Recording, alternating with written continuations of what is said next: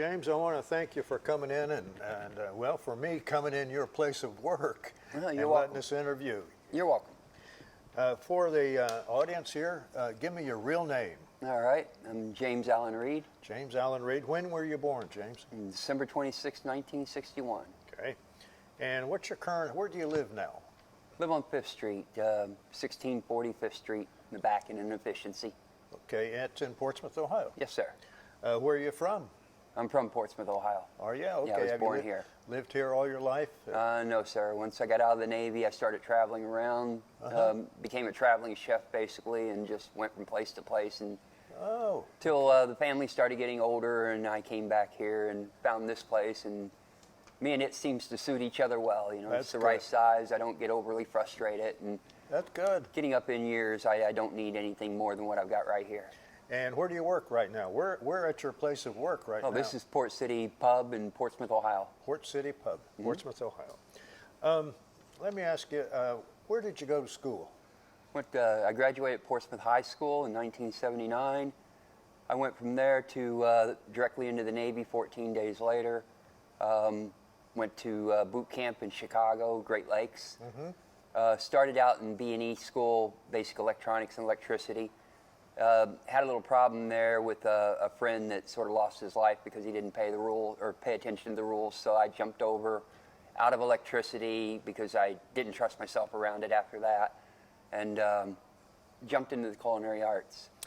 Well, let me ask you this. What was your father's name? Let's do a little history here, family That's a history. difficult one. Now, I was a byproduct of a scandalous one-night stand back in 1961 here in Portsmouth, Ohio. So I never knew my father. Okay. Don't even know his name. Okay. Could be the King of England for all I know, He was although the I don't King much of like Charles. Okay, what was your mother's name? Betty Hanley. She was born in 1941. Beautiful lady. I lost her in 2010. Oh, I see. Did you have any brothers and sisters? I've got one brother and 2 sisters. Are they still living? Yes, they're younger than me. Do they still live? Do they live around Portsmouth here in this Yeah, area? they live here and they work here. Okay. Now, let's see how far we can go back. What was your mother's father's name? Your grandfather? Oh, boy. Do you know where there'd be a test? Oh, yeah. William. William Hanley. He was from Southerville, Willersburg area. My second oldest uncle is named after him, Bill Hanley. Okay, Bill Hanley? Okay. He's an Air Force veteran.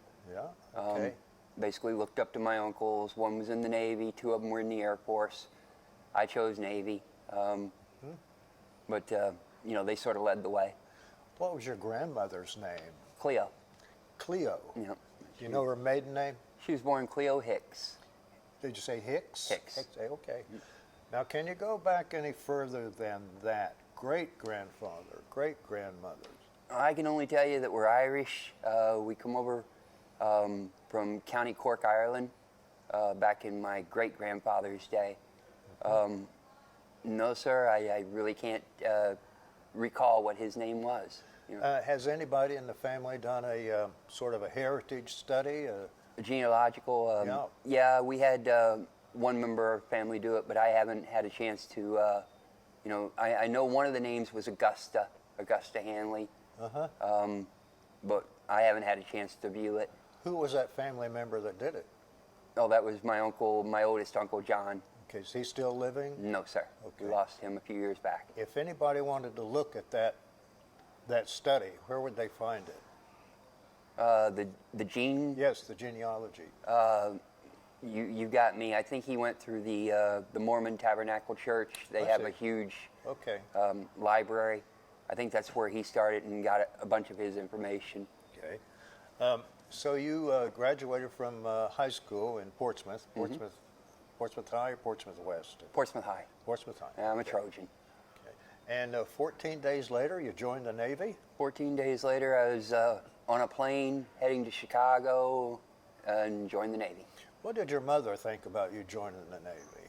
Well, she basically raised the 4 of us alone after like 1975, so I really needed to help out the family. She was all for it. I was pretty much an independent loner type person anyway. I like to do my own thing. I was really short at the time, so I was really challenging myself. Played the tuba in the band, and I was 4'10".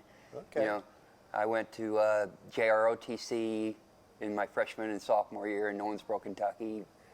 One was the Air Force, one was the Army, and I ended up in the Navy. Okay. But just to give myself a sense of discipline and the fact that I was small and was bully fodder, I wanted to make sure that if it come down to it, I could actually fight back if I needed to. Exactly. Okay. Let me ask you then, are you married, single, divorced, lived, No, always been separated? single.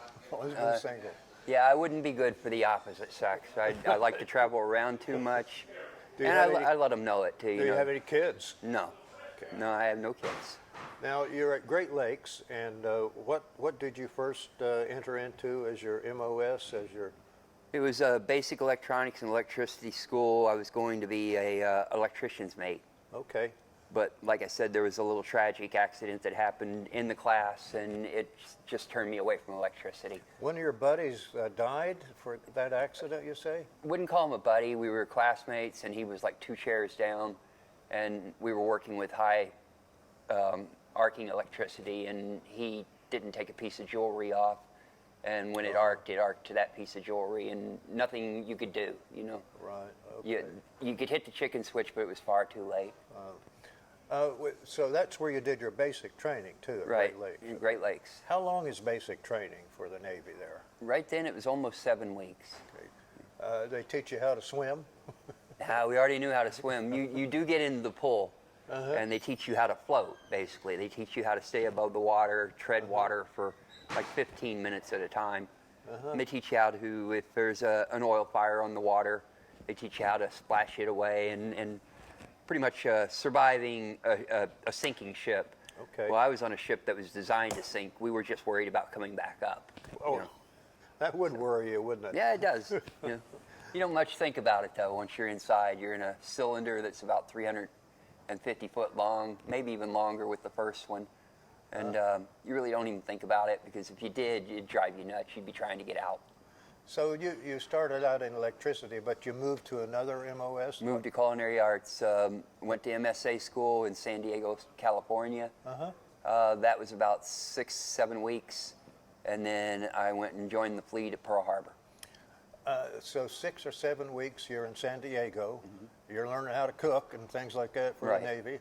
I understand the Navy has the best food of all. Is that correct? Well, submarine service sure did your first couple weeks out. After that, you got used to dehydrated eggs, dehydrated this and that. But for the first few weeks out, you had the fresh fruit and all that. And they did feed submarine sailors really, really well. Well, I understood one time that somebody told me one time that they have the dehydrated eggs, but they'll take a real egg and put it in there and make sure the shells are scattered around the dehydrated eggs to make the sailors think that they're eating a real thing. Is that true? Well, no, I never got a chance to do that. We usually went through the fresh eggs before I could even experiment with anything like that. But that was an idea. If you ever go back in, you can use that. Right, and if they're ever desperate enough to take me, we're all in trouble. So you joined the fleet at Pearl Harbor? At Pearl. Was your first boat a sub? My first boat was a sub, the USS John Marshall, SSB N611. I was on the Gold crew. Went to Hawaii. We didn't keep our boomers, which is what the missile subs were called, boomers, anywhere in the continental U.S., and we didn't keep them at Pearl. We would go to Pearl, stationed on Ford Island, basically, Battleship Row, and we would fly out of Honolulu International on a 747, went to Guam. Get to Guam, do a couple weeks of refit and all that, take the boat out. That's where you'd get your boomer, your sub there? Right, that's where the boomer come in. And then there's 2 crews on a boomer submarine on a missile launcher, the blue and the gold. So she's always out to sea except for maybe 2 months that it gets refitted between, trips. What was the name of your boat? The USS John Marshall was the first one. John Marshall, okay. Right. So you were on another boat after that? Yes, sir. I was on the El Mendo Rivers. She was a fast attack out of Charleston, South Carolina. That was an attack sub? Right. We were basically the type that would find the Russian boomers and trail them, so that if it ever come down to it and a second strike was needed, then we knew where they were and we could take them out before they could launch.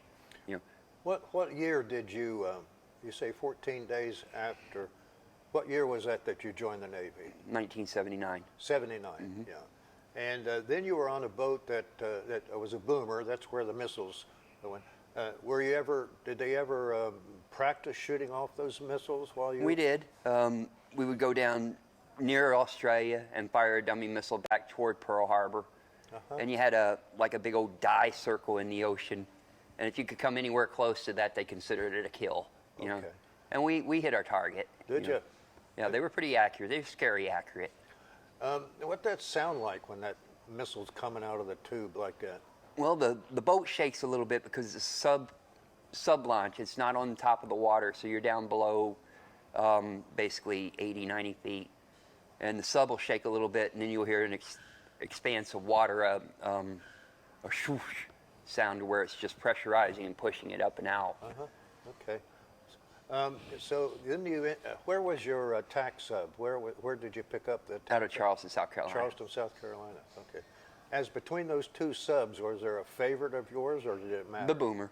Really? I enjoyed the boomer. I thought that it was I enjoyed the El Mendo Rivers a lot too, but I thought that the closer crew was with the boomer, you know, and it was my first sub, and I got sort of attached to him. Like I said, I was really short, so I was like the mascot. Okay. You know, I was the guy they would take to the bar in Guam and pat you on the back, and it would put a sign that says Virgin. You know, that type of thing. You'd never even know about it, and the women were coming around. The captain was trying to give me away, and you know. Did you have a good captain? I had a very, very good captain. Both subs. Commander Alexander was top of the class. He was basically in charge of the third largest nuclear arsenal on Earth at the time when we were submerged and going. It was the United States, it was Russia, and it was any submarine out there. So he was pretty much the most powerful man, you know, in the world outside of the President of the United States. So the attack sub you picked up in Charleston, South Carolina, how long were you out each time you went out to sea? Attack subs vary. It's according to mission. Boomers go out for a set amount of time. You're out for 3 months. 3 months. You go out and you get lost in a box, basically in the ocean. You travel around in that box. You don't leave it because there's other fast attacks that are there watching you, and they're watching for the Russians that are watching you. You know, so you don't leave that box. That's your assigned area. You have a target package there, and if you ever had to fire, it would be from that box right there. And then after that, you run like hell. You run like hell? Yeah. Okay. Now, but the attack submarine, your goal, your mission there is to find the Russian submarine. Basically, there's several missions for attack submarines. Ours were mostly hunter-killer, which was hunt down the Akula, keep track of them, make sure they're not trailing our boomers. What did you say, hunt down the what? The Akula. For a while there, the Russian Navy was very, very loud in their submarines. You could hear them for thousands of miles on sonar. And then secrets were given away by the walkers, which told them about the SOSUS net, which was a submarine detection net that we knew we had, but the Russians didn't know we had. So we always seemed to know where the Russians were. And then once the walkers gave away that information, they created the Akula class submarine. And it could not only run quiet, it could run deeper than ours. I see. And it's called a hunter-killer for a reason, you know. That was probably the most scary submarine that I ever thought we would ever have to deal with. Did you ever encounter one? We were off of Kamchatka, and there was a Soviet submarine that come up into the baffles when the torpedo or the prop wash. If a submarine sneaks up right behind you, it's called the baffle area, and nothing in sonar can hear it because it's just the prop wash and it's all coming out, and so the sonar just bounces away from it. And a good Soviet captain can come right up behind you and sit there like 50 feet away from you. Well, he opened up the underwater mic, basically. It was a ship-to-ship type thing that traveled underwater so that the sound could go through the hull and the entire crew can hear what the captain is saying. And he said, American submarines cease and desist operations in Soviet waters or be prepared to be blown out of them. You know, so we ceased. We got our diver back in, and we ceased and desisted and left the area. But we were well within I would say the 3-mile limit that the Russians basically, if they wanted to, they could blow us out of the water. our government really couldn't have said anything about it because we were within that 3-mile area. So you got that close. Oh yeah, we got close. Okay. You got close enough. I mean, could you like put up a periscope and see the land mass of Russia? Yes, yes, you could see Kamchatka. There's a lot of ice. A lot of ice. Yeah, every now and then, if you were a good boy, the captain would let you look through the periscope. Did he? Other than that, you had no clue where you were. You had no clue what time it was. The way that you would know the difference between light and night on a submarine is at night, after 6 o'clock, they turn all the lights red so that it gives you an indication that it's evening time. You have no idea where you are in the world, but you do know that it's now after 6 o'clock. And when the white lights come back on at 6 in the morning. Did the captain ever let you look through the scope and? Oh yeah, I looked through the scope. You saw Russia. Oh yeah. Well, no, I didn't get a chance to see that one. I did get a chance to see Puerto Rico when we were cruising off Puerto Rico, heading to the Virgin Islands. My first cruise on the Fast Attack. You were all over the world. Well, it was. I'm not sure where the heck I was, but yeah, I was with it. That's somewhat. Did you ever get into the Mediterranean Sea? No, never traveled into the Med. There were Med cruises that other submarines took, which included Rota, Spain, and and Toronto, Italy, that sort of thing. But we never got into the Med. Did you ever dock in a foreign port? In Shinhae, South Korea. South Korea? Yep. Okay. And did you get leave? Were you able to take leave? 2 days. 2 days of leave? 2 days. You could take leave, go onto the shore, and you'd have 2 days. Right. Yeah. You weren't married, were you? No, I've never been married. Tell me, what does a young sailor who's never married on leave do? Well, try to avoid the mama san that your captain is trying to sell you to. And that was a story in itself. He's drunk, and I come in to the place where he was, and Who was drunk? the captain. The captain. We're on leave. You're a good captain. Yeah, he was a Very good captain. And he was drunk, yes? Yes, he was drunk, and he was sitting there with the mama san, and he says, "Mama san, take this boy and make a man out of him." And mama san actually got up and went and got her car and sat out in the front of the place for like an hour. I sat on the front steps just looking at her, For and an she hour? sat there for about an hour and then drove away. For an hour. You sat on the front steps looking at her. Oh yeah, I was sort of shy. Like I said, I was small, insecure, Okay. and wasn't really sure of what to do with that situation. So eventually you ended up back on the sub. Back on the sub. And the captain too, on the sub. Oh yeah, he sobered up and come back on. Okay. How long were you in the Navy? For 4 years. Did you like it? Oh, I loved it, but I Why? was ready to Why? get out when I did. Why were you ready? Well, I went in at 17. I didn't give myself a chance to have a life outside of school and in regimental work type thing, and I wanted to basically make my own rules after that. Besides, there was plenty of ways to die on a submarine that doesn't involve the enemy, and I was afraid. I was done taking my chances on that. The Were you- submarine was older than I was. Was it? Yeah, the John Marshall was. And her bell is over there at Marshall University because it was named after John Marshall, just like Marshall University Yeah, is. Chief Justice. Chief Justice. What was the other one? It was the... Elmendo Rivers. He was a senator or congressman from Charleston, South Carolina. And Senator Rivers. it was basically, it was a good boat, SSN 686, but it was more for, I don't know, awards and that sort of thing. It brought in a lot of awards, so it was the showpiece for the time. She was commissioned in like 1978, whereas the John Marshall was commissioned in 1960. That And is the an John old boat. Marshall was one of the first of the fast attack or the fleet ballistic missile submarines when the Cold War started, and we put them all out there to deter Russia. She was one of the first ones. The George Washington was the first one. The Nautilus was the first nuclear sub, and the first to go underneath the ice caps. You, did you ever serve on any other ship, like a surface ship or anything? No, when we were in dock one time, there's a submarine tender, and they needed an extra hand, so I went up and cooked on that and found out just what cooking for the masses really was at the time. Because, you know, I'm cooking for 130 people on a submarine. They're cooking for 700 on this thing.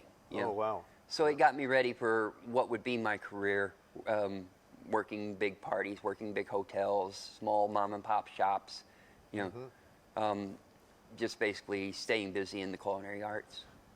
After you got out of the Navy, what did you do? I traveled. Like I said, I became basically a traveling chef. I had the 2 years Navy equivalent as far as Culinary Arts Institute was concerned, Johnson Wells, out of Providence, Rhode Island. So I had my 24 credit hours. I had my degree in culinary arts, and I took it, and I went, and I would promise a place a year. I would learn what they could teach me in a year, and if I liked it, I'd stay a little bit longer. If not, then they knew that I was just going to stick my thumb out and go to the next place because I wanted to learn something else. What places did you end up? Oh, boy. A lot. Yeah, I've worked 665 room hotels, and I was sure there was a 666 room at that place. All the way down to mom and pops, you know, just All over the California, country? Texas, Florida, Yeah. here in Ohio, Kentucky, Massachusetts, New York. What's the swankiest place you ever worked in? That would probably be the Executive Inn Rivermont, believe it or not, in Owensboro, Kentucky. It was, there was Mr. G's Steakhouse was located inside of it, and it was a 4-star Michelin restaurant. So that was, if I was going to say swanky, that was probably the most high class I'd worked in. You know. Okay. Have you kept in contact with any of your shipmates? No, unfortunately, I've tried to find some of them. I get online and I go to my boat's website, and I'll go to Bubblehead Politics and that sort of thing. But I haven't really found any of them. You know, when I went to Charleston, they were just taking the John Marshall and they were turning it into a fast attack. So they took it out of the water. They sawed out the missile deck. They put it back together, put a special diving type thing there for the divers. And then she was in basically the same dock I was in when I was on the El Mindo River. She pulled in right there. So I was like looking at the sub I was on, you know, 6 months ago and this one here, and we were side by side. So she had been switched from Pearl Harbor, and her new home port was Charleston. Did you ever think about going back in the Navy after a while? You always do. You know, Do you? yeah, you always do. You think, well, okay, you know, if they're really that desperate, I can still, you know, because the one thing you do when you're on submarine, and that's how you earn your dolphins. Your dolphins are a signal that you've learned every system on that submarine, that the captain can trust you. If the nuke technician drops over dead and there's a scram on the nuclear reactor, he trusts you to be able to know what to do with those nuclear rods. The torpedo man trusts you to know how to fire a torpedo. The missile man knows that you know how to fire a missile if it comes down to it. You knew where every chicken switch was. You knew where every... What's a chicken switch? Chicken switch is if everything hits the fan, like if there's a fire or anything. You would hit the chicken switch and you would seal the area off, or you would close the vents or something. It was a switch that was designed to make the situation a whole lot better. So a chicken switch, if you're flooding, could be just a matter of turning a lever to close a ball valve to keep it from flooding a certain area, you know, that sort of thing. Did you have those kind of drills? Oh yeah, all the time. You're constantly drilled. You know, you'd be sleeping soundly, 3 o'clock in the morning, you hear collision drill. 4 o'clock in the morning, you'd hear general quarters. You know, that sort of thing. They were always keeping you sharp. You had to be sharp, you know, because the Russians weren't playing around, you know, and so we weren't either. So do you have any souvenir? Do you still have your uniform? No, I don't have my uniform. The only thing I've got, because I did travel around a lot and I did do it by thumb, so I lost a lot of things. The only thing I have is what I consider a very rare photograph. It's the day I got my dolphins, in the captain's cabin. He's putting my dolphins on me. So it's a picture that's taken at sea, 400 feet below the surface of the ocean at sea, of me getting my dolphins on a nuclear submarine, which is usually illegal taking pictures on a sub, but they make an exception for that one. So I still have that one, and the captain's sort of smiling because I'm actually standing on a milk crate Oh, to yeah, get yeah. up to where he can, just reach right across. Instead of reaching down like this, he can reach right across and put my dolphins on. All right. You know. But once I was in the Navy and before I got out, I grew to be about where I am right now. So I grew up a lot. Do you still have your dolphin pen? No, I can get another set anytime I want them, but my best friend back in the day, he was trying to impress his girlfriend, and she went to the University of Cincinnati, so he wanted my dolphin pen to impress her with. So I didn't, no problem, And then he got into a confrontation at the University of Cincinnati, and they took it away from him because of the points on the back of it, and they called it a weapon. So they took it away from him, solid silver dolphins, and confiscated it, and I never saw him again. But I have had similar sets, just not my originals. Would you recommend military service to a young man or a young woman? Boy, back a few years ago, I would have answered that yes in a heartbeat. But with the situation and what it is now, nobody knows anything. Nobody is getting the truth. I can't tell a young man, hey, this is what I went in for. I believe in God, country, and mom and apple pie. And basically everything we did went to preserve that. But now they're not really sure what they're fighting for. The Chinese are learning how to sink our aircraft carriers. We're learning the proper pronouns. So the military is having a god-awful time getting people in now. Because they don't want to be in that. If you go into the military, you want to learn a skill. You want to do this and that. You don't want to be told, all right, you've got to have the proper pronouns just in case this guy's going to shoot you. You can ask him, hey, how do you, are you a they, a thee, bang, bang, bang, you're dead. So, yeah, like I said, a couple years ago, my answer would have been yes in a heartbeat. Go in, it's a great life. But now I couldn't tell them what they're fighting for. Are you a member of any veterans groups? No, I was a member of the Eagles for a little bit, What but was I'm it? not the Eagles. The Eagles. The Eagles, not really a veterans group. It's more like just a fraternity type group. But no, I've never joined the VFW or the American Legion. Like I said, never stayed around anywhere too long to do that. This is the longest I've been anywhere, and I've been here for almost 5 years. Are you going to stay? Yeah, the family's here. They're getting older. And frankly, I'm starting to slow down. You have nephews and nieces? Yes. They multiply so quick, I just give them the first letter of a name. I can't even memorize their names anymore. I can't tell you whose is whose anymore. They just keep coming like, rabbits. Is there anything else you'd like to say, James? Anything you'd like to tell me? No, I appreciate your organization, taking our memories and just trying to make something of them. But, for me, it was a great life. I wouldn't have traded my 4 years for anything, through the good and the bad of it. But when you ask me honestly, would I, tell another person that would be the way to go? With the situation in the world right now and the politics, and nobody knows who's telling the truth, and nobody knows why you're fighting for this, and who's getting the kickbacks, and why are you at war?